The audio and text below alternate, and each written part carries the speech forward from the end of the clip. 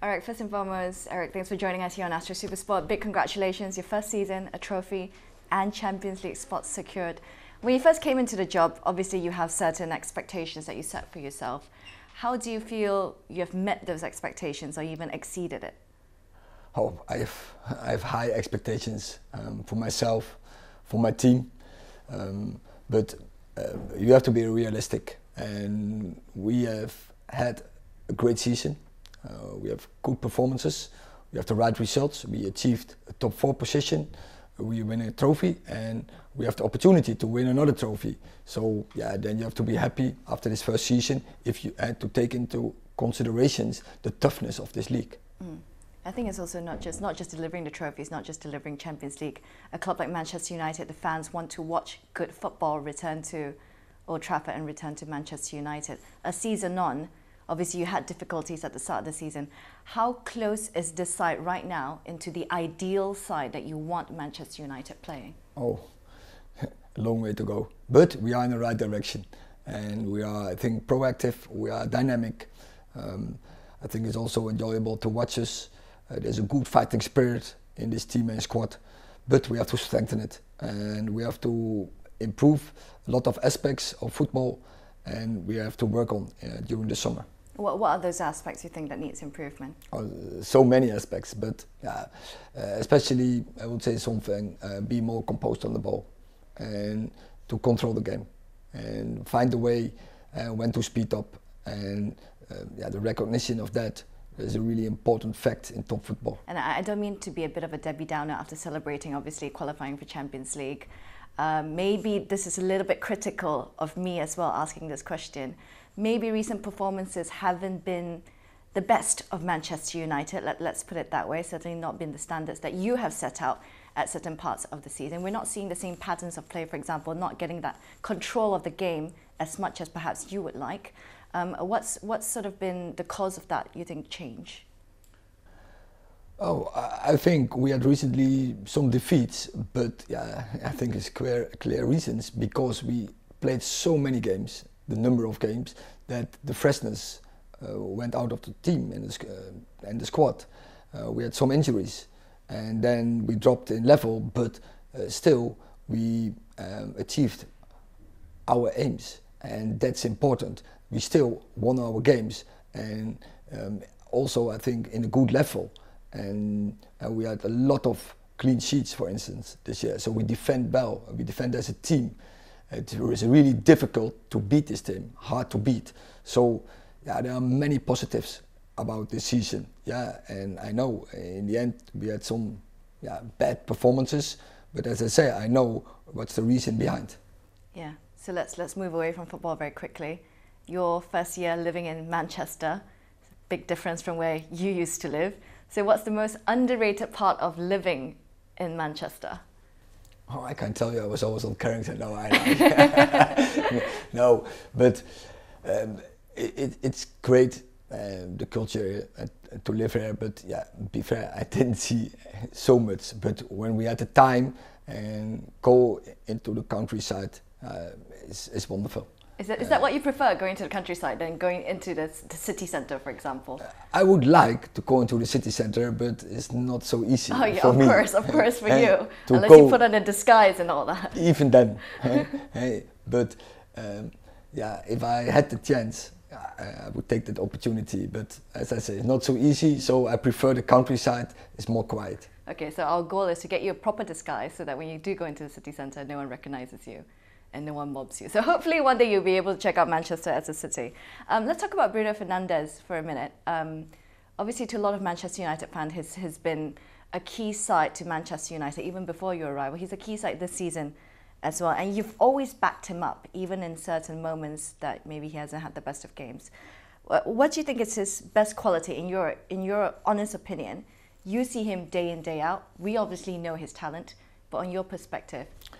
His transition game, and that is fabulous. He is in both ways. He's such a good transition player, and so his contribution to this team is huge. Yeah. Can we talk about Harry Maguire then? From Bruno Fernandes to Harry Maguire, I feel like that's completely different conversations in regards to how fans perceive certain Manchester United players. He has always been good, has always been very consistent for England, for example, and the early years of Manchester United. Obviously, you understand that there are some criticisms on him recently. Do you think that it's just recency bias in football, that people are just remembering what's been happening recently rather than what he's been performing in the past? Yeah, that is, unfortunately, that's our job. And you always get judged by the actuality. And so you are as good as your last game. And everyone knows that who's in football.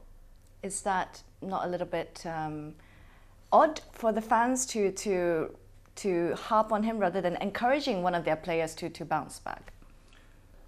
The fans have to help him and support him, that he gives his best version, and he works hard. I see it every day in the gym, on the pitch, and he's giving performances. So we're happy with him.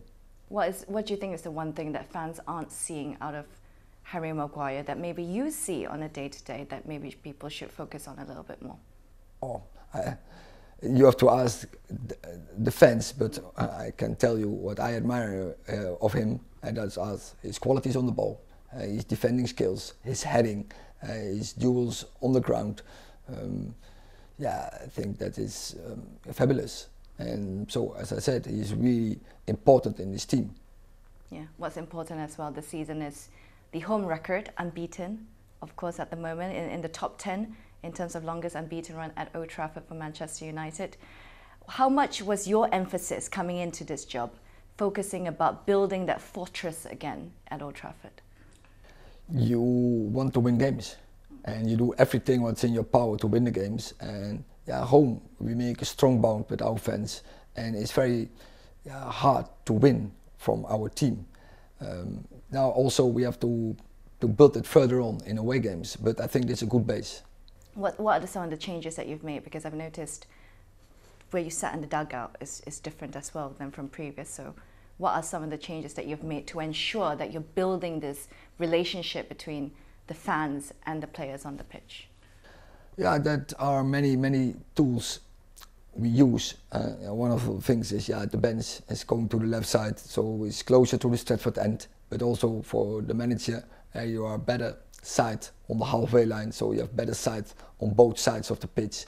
But also the approach of the players, be nice, be friendly, be open and transparent to fans. And also in our media, we want to be transparent because we want to be as one. We want together with the fans. Yeah, I think another thing you've also brought into this side is the type of signings that you've had that also elevates the mentality of the squad as well. You think about the likes of Casemiro, the likes of Martinez, and where they are in their head brings United as a squad to a different level. How important is it for you when you look at players, when in the summer obviously you're going to be very busy, you are looking at the mental strength?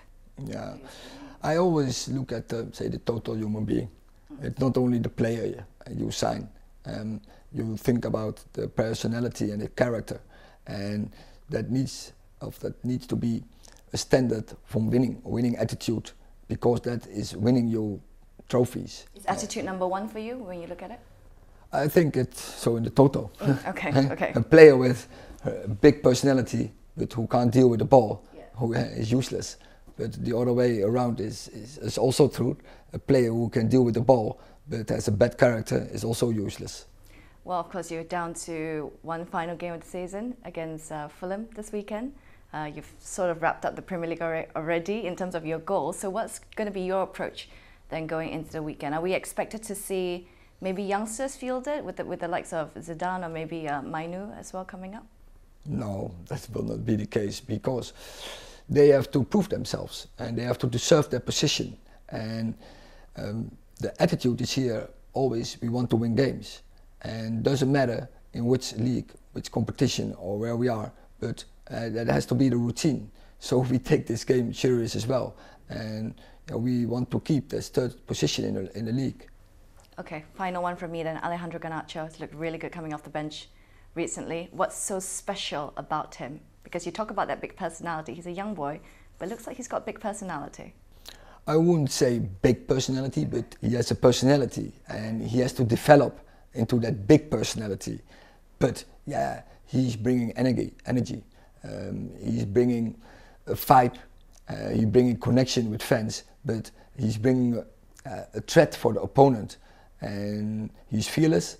I like it. I like the bravery, but it's not only bravery, but also he proves bravery with results, by scoring goals, by making key actions, by giving assists. Yeah, he's on a good way, and now he has to improve into that big personality, as you said. But before that, I think it's another step. He has to be start 11 player. So you have to go step by step.